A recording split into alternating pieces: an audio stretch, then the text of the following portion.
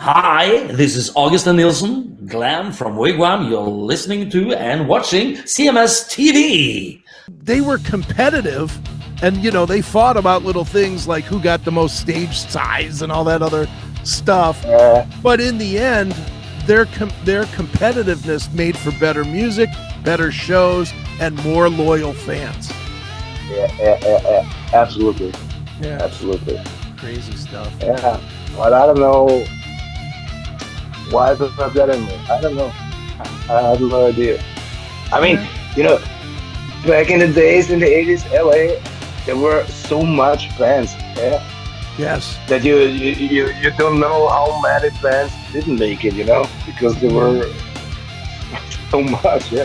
Here, you know, there's no other band in Austria like us. Mm-hmm. I mean, that's good on one side. On the other side, there's no connection to other bands. Sure. Mm-hmm. Yeah, so it's hard to grow up a scene for the music. Right.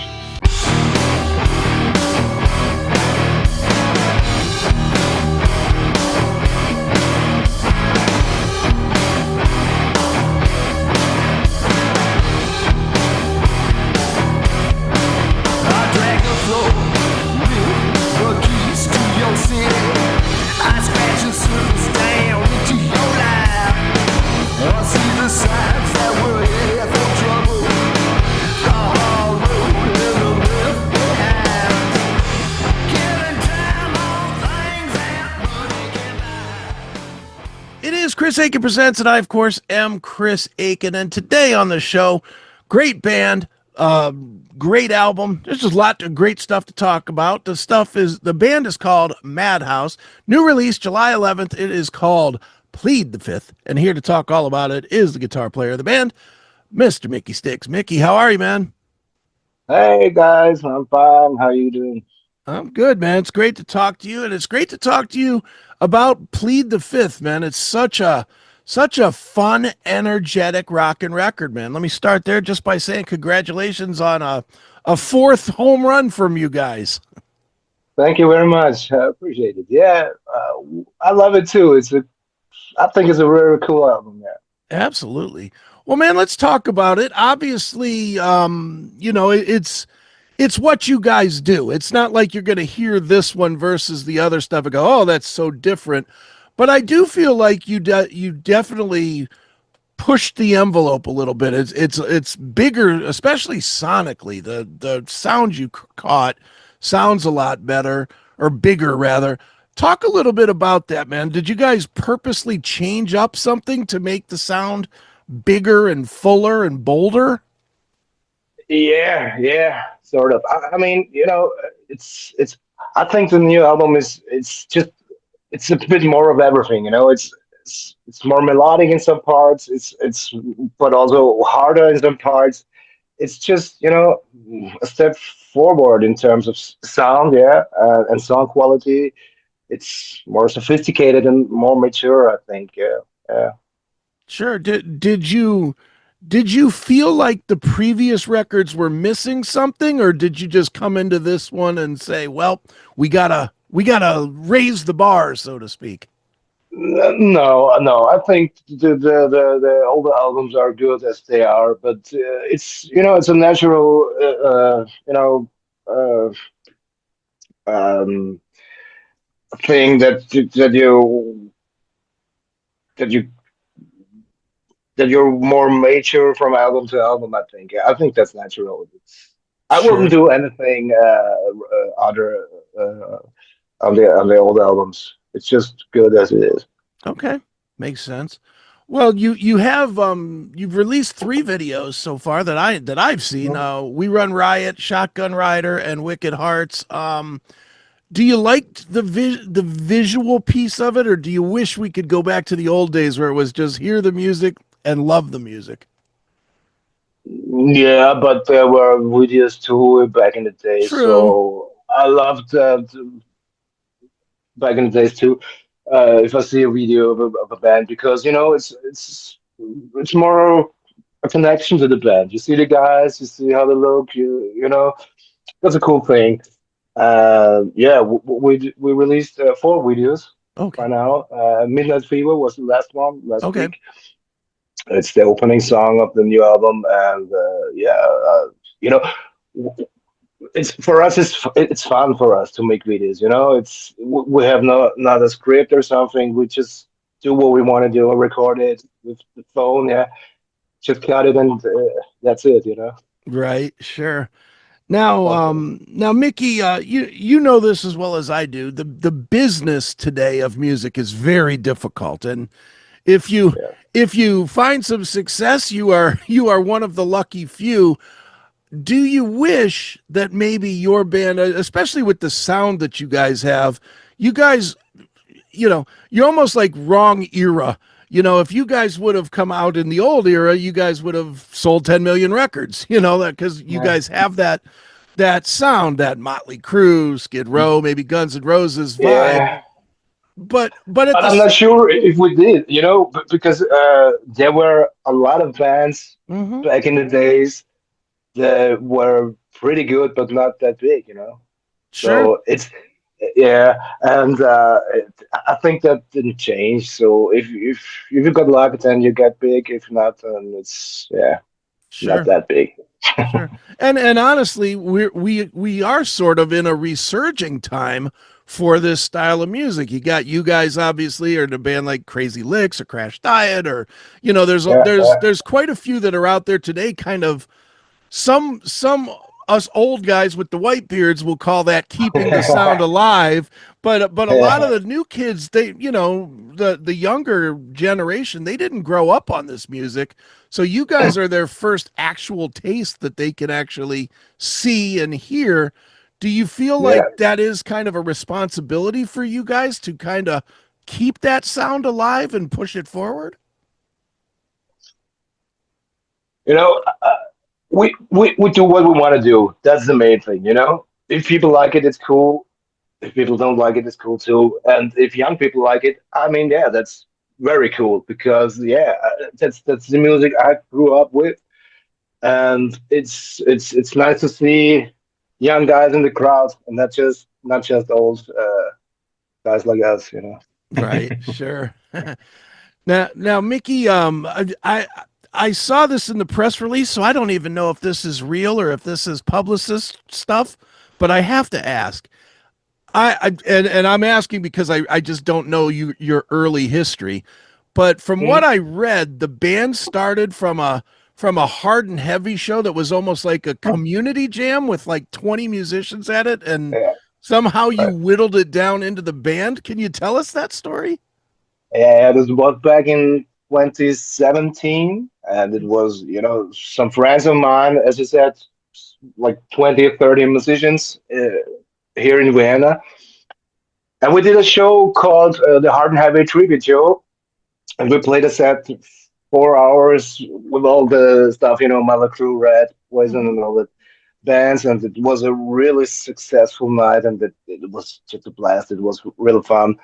And yeah, and after the gig, some of us decided to keep on jamming, and yeah. But at some point, I was like, I was sick of uh, playing just cover songs. Mm-hmm. So I started to write our own songs, and the first song was the song "Hard and Heavy." It's on our first album, dedicated to that night, "Hard and Heavy" tribute show. And yeah, that was the starting point for Madhouse. Yeah. Sure. Mhm. Now at that point, Mikky, were you a I don't know how to put this. Were you a serious musician that was trying to put together a professional project, or were you a musician trying to have fun and then you just were like, "Yeah, I just want to keep having fun. I want to keep jamming." Yeah, the guys with me in the band, we're friends for like 30 years, yeah, and we Mm-hmm. played together in other bands before, and so from that side, yeah, we are musicians, some kind of professional musicians. But the starting point from Madhouse, that was really just fun. Sure. Don't know what happened, just do it. It's just fun. But at some point, it started to get seriously, you know, with the record label, and then you got deadlines and all this stuff, and you know. But anyway, it's fun. Yeah. Right, sure. Hey, it's Chris Akin from the Classic Metal Show, Chris Akin Presents, and the Seth Williams Show, straight from the uncensored heart of the CMS network. We've just been crowned a certified Rumble creator, and that means we're bringing the heat. All our shows, commercial free, baby. Advanced episode drops, sometimes months before the normal release, so you're not stuck waiting. You'll get all this plus exclusive content for Rumble Premium subscribers that'll blow your mind. And with Rumble Premium, you'll get every CMS Network show and all of Rumble's other videos with no ads and no fluff. This is our official home, Rumble. It's raw, powerful, and unfiltered. You want in? Just hit us up at rumble.com/register/classic metal show to sign up for free commenting, chat live, and just your ability to join the chaos of all of our shows. Then while you're there, swing by any of our videos, smash that Rumble Premium button, and level up. Subscribe now. Don't sleep on this. Hit the link in the description. Now, I'm always curious with band guys when you do get serious, you know. I mean, and I just so you know, I'm a failed musician. I was a very terrible drummer, and I knew I wasn't good, and that's why I stopped.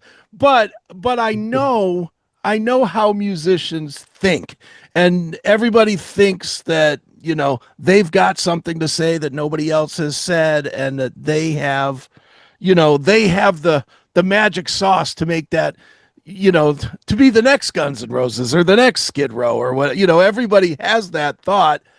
At what Yeah.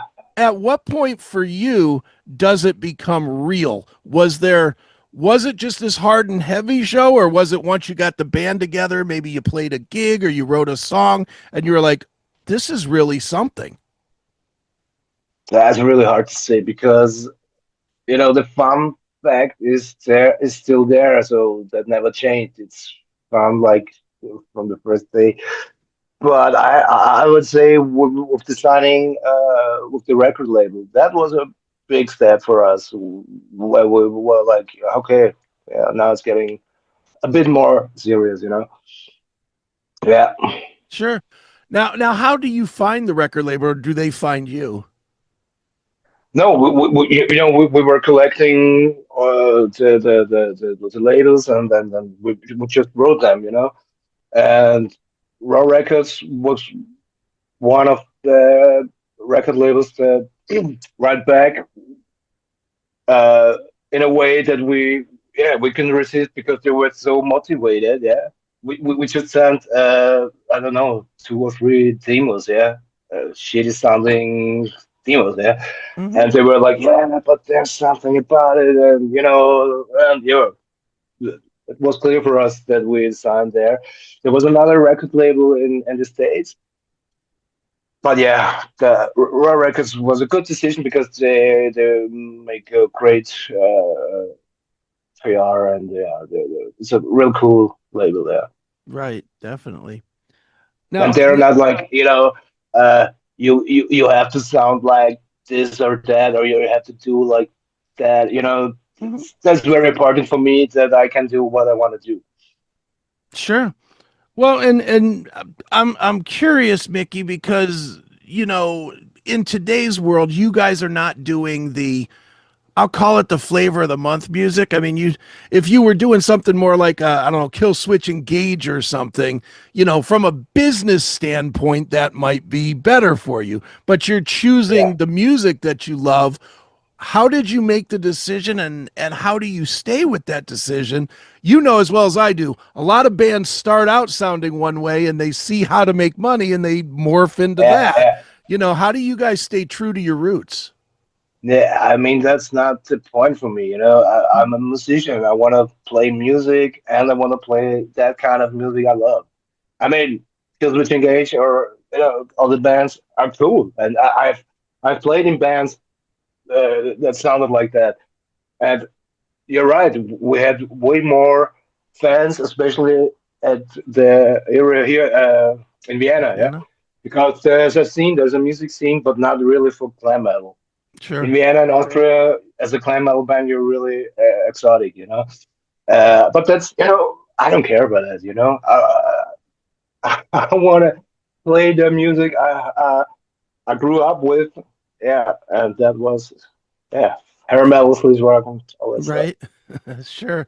Now, I Of course, it would be easier. It would way more easier to play another music, but that would be like you're a painter and you're I don't know, you're like black and white sure, paintings, and there's someone who says, hey, come on, make pink, yellow, and whatever, and sure. it's not your style anymore, you know. Yeah. So You're yeah, right. It would be like somebody that is a painter, like you said, that's an artist, like a Mona Lisa type of an artist, and painting houses all day. Eventually, you right. would hate it. Yeah, right, exactly. Yeah, yeah, yeah. Right. Well, Mikky, one thing I do notice before, and we will talk a little bit about the album here in a minute, but Vienna, Austria, not exactly the place people think of outside of Vienna for music in general, and certainly for this kind of music. Is there a Yeah, yeah, scene for it, or do you guys have to work extra hard to find people to play with yeah. and fans to listen to it and all that? Yeah, yeah, it's hard here because you got a scene there, you got a big music scene, but as you said, not for that kind of music. It's more, you know, the modern thrash metal or deathcore style, you know, the Mm-hmm. all the new school stuff. As I said, as a glam band, you're really exotic here, and that's why we want to play outside the most of the time. You know, Germany, England, Sweden, whatever. It's yeah, it's a bit hard here. Sure. Have you considered moving to? I would think England would probably be the biggest hotspot in the world for this kind of music. I'm not sure. I don't know. I mean, you know, that kind of music comes from LA, yeah. Mm-hmm. But I'm not sure. Is there still that scene there? I don't know. Well, here I'll tell you. Here in the States, there is still a passion for it, but the big problem is there's not a passion for bands that don't have 40 years of history.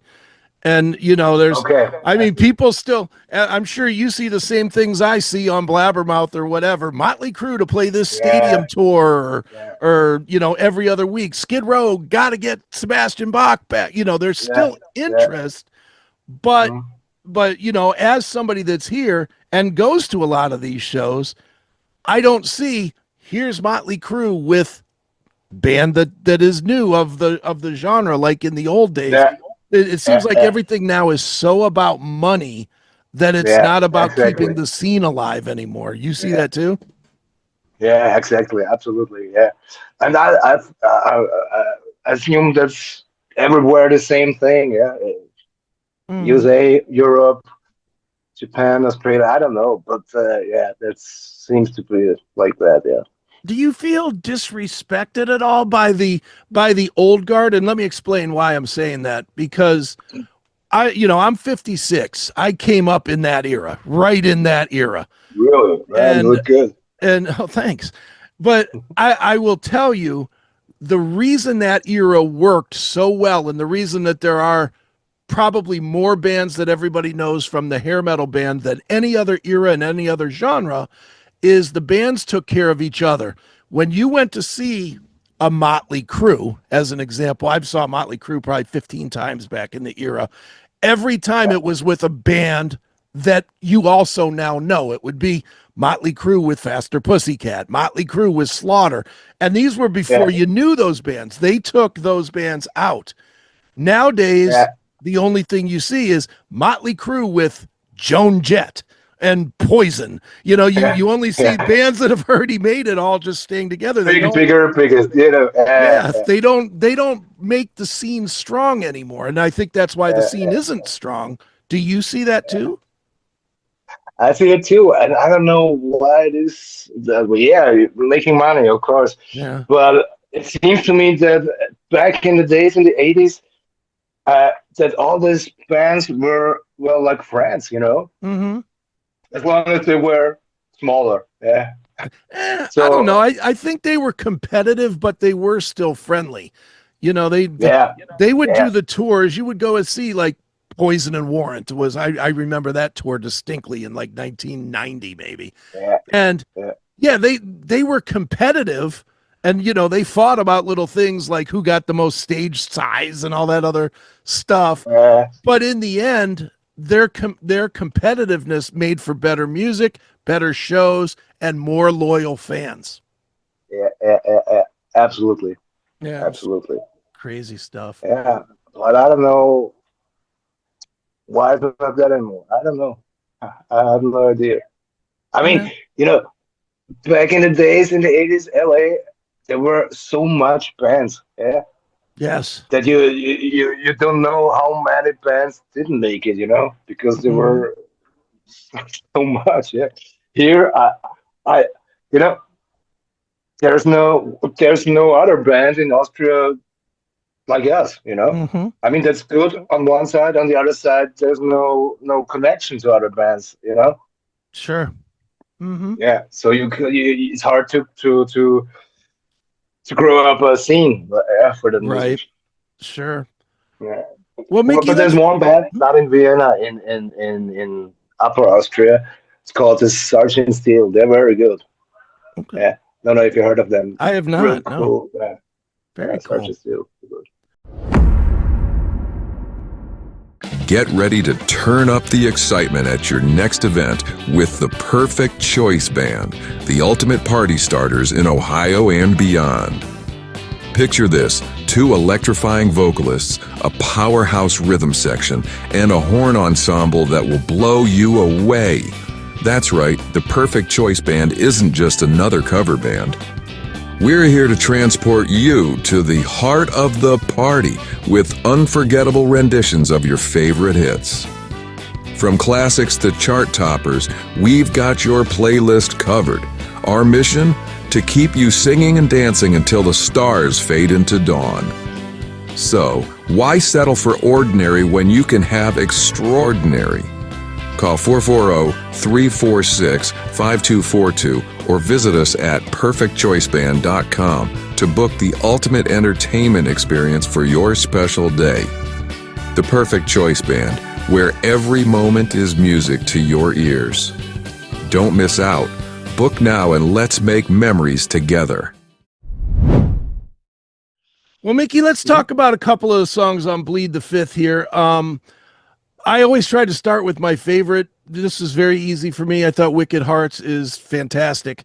Tell me a little bit about this song. Seems like it's maybe a more real world song for you guys, like lyrically. Yes, no. Now, in first place, that song is for me. It's totally different to all the other songs. Mhm. Not just only because it's not that hard or that fast. It's more like a slower song, but it has its own vibe, you know, its own atmosphere. It's kind of monotone, and I love the vocals on the song. Yeah, it's very difficult to say, but it's very different to the other songs. That's why I like the song very much. Yeah. Sure. Now, when you guys write songs, how do they come out? Are you the leader and you give them a riff and then everybody develops from it, or do you develop the whole song and then bring it to the band? How do you write? Yeah, most of the time, you know, I got my own studio, so I'm 24/7 writing songs and recording songs, and you know, working on all this stuff. And yeah, so then we go to the rehearsal room, and then we play that stuff, and yeah, it's good. It's good for live playing, you know. And then Tommy comes, the singer sings in, and everybody plays his parts, and yeah, that's the way. You know, yeah. I'm really writing songs 24/7, so Okay. that's my thing. You know. Sure. When you bring it to the band, how much fighting is there from everybody to get their parts in? I know bands well enough to know nobody just says, "Oh, it's great, let's do it." Everybody always has their twist. No matter what you bring them, so everybody says, "Well, it would sound even better with this, or maybe if I try that." How much of that goes on with you guys? That's not no, that's not really a thing Oh, no kidding. with Madhouse because you know our taste in music is so much the same. Yeah, Okay. of course, there can't be one part when Bobby says, "Okay, I'm going up tempo or whatever." Yeah, but that's not changing the song in its vibe. Yeah, that wasn't uh topic till now. Yeah, well, Okay. Sure. yeah. Let's talk about one more song on the record, and it's one that you've already shared with everybody, but it's a really fun, to me, it's probably the most fun song on the record, and that's Shotgun Rider. Obviously, high octane, very powerful song. Tell us about this one. Yeah, I love the song. It's one of my favorites because it's a really party song. It got balls, cool riffs, and a cool drive. And it was the first video we released for the new album. And we were used to have YouTube videos with like 20, 30,000 views. And that video in the first week was like 100,000 whatever views, and we were like, "Wow, what's going on there?" Seems like people were really waiting for it, and that's really cool. Yeah, yeah, I love the song. It's a party song. Yeah. Right on, man. Well, Mikky, obviously, when a band puts out a record, the goal is to get out there and tour. And certainly with you guys in Europe, I'd imagine you look at all the festivals as well as going around all the countries around you. What does the touring look like for you guys for the next year or so as you work Bleed the Fifth? Yeah, we start in July at the RV Bank Festival Okay. in Germany. It's a cool festival, and then we got like some gigs around that area here in Vienna, and we got a show with Bonfire. Okay. I don't know if you know them. Yeah, sure. Yeah, but we got not a big tour Okay. for half a year or something like that. But we're looking for so yeah, it's yeah. What do It's a you bit like hard. to what do you like to play better? Do you like to play the big festival with, tens of thousands of people in front of you, but they're not necessarily there for you? Or do you like to play, I don't know, a 300 person club where they're all there to see you? Yeah, the second one, yeah, Okay. for sure. Yeah, because you got the connection to the fans, and that's way more cool than standing on the stage and Right. where okay there. Yeah, yeah. I mean, it's cool too because it's Sure. impressive, but no, for a musician, it's way more cool to have the connection to the fans. Sure. That being said, you wouldn't turn down a Vakken invitation, would you? Yeah. Nice. Well, Mikky, where is the best place we can direct people to go to pick up Plead the Fifth and merch from you? We personally over here try not to tell everybody to go to Spotify. We want them to actually buy something to help you guys survive. So where is the best place to tell people to go to actually buy a record, merch, a shirt, a hat, whatever? On our homepage, www.madhouseofficial.com, or Okay. at the record company, roar.gr, I think. It's a Greek label. Yeah, or, people write an email and order some stuff. That's cool Okay. too. Because, Great. you're connected to the fans and you can write something nice. And yeah, Sure. that's cool. And Mhm. definitely people buying the stuff instead of just streaming it, that is to your advantage, correct? Yeah, Yes. yeah, absolutely. Yeah, that's very Look, important. you seem like you're somewhat of an old head too, like me. You have to hate the streaming, yes? I don't hate it, but I mean, when I was buying stuff when I was a kid, LPs or CDs or something, I went to the shop and I was like, I didn't know the band, and I was like, they look cool, or Mhm. they have cool shirts or whatever, yeah. And just because of that, I bought an album, and and so I became a fan. I can't believe that you download something and become a fan of a band Mhm. without knowing anything of the band. Right. It's No, hard you're for me right. to understand, but No, I did the same. I could tell you 100 stories about walking into not even record stores, like drug stores that sold 20 CDs or something, and you'd see. yeah, I can just remember one that jumps to mind for me that it was not popular and it never really became popular, but it's kind of a cult band. Was that band Vane? Remember Vane?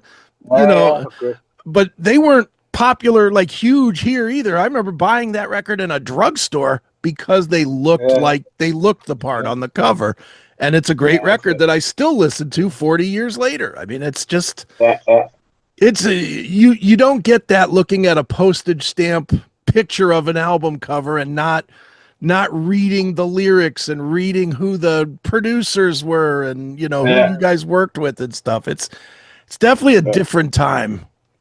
absolutely. Yeah. Oh I yeah. can remember so many albums I bought just because of album cover or the pics of the guys. Like I don't know, Tiger Tales, that Young and Crazy album. Mm-hmm. Yeah, I was like 10 years old or something like that. Yeah, that was a cool time. Yeah, it definitely was, man. Well, it's a cool time if you are a fan, or even if you are not yet a fan of Madhouse. You need to check them out. The record is fantastic. It is called Plead the Fifth. It is out on July 11th here in the States. And Mikky, thanks for joining me here on Chris Akin Presents. Thank you very much. I appreciate it. It was a big pleasure.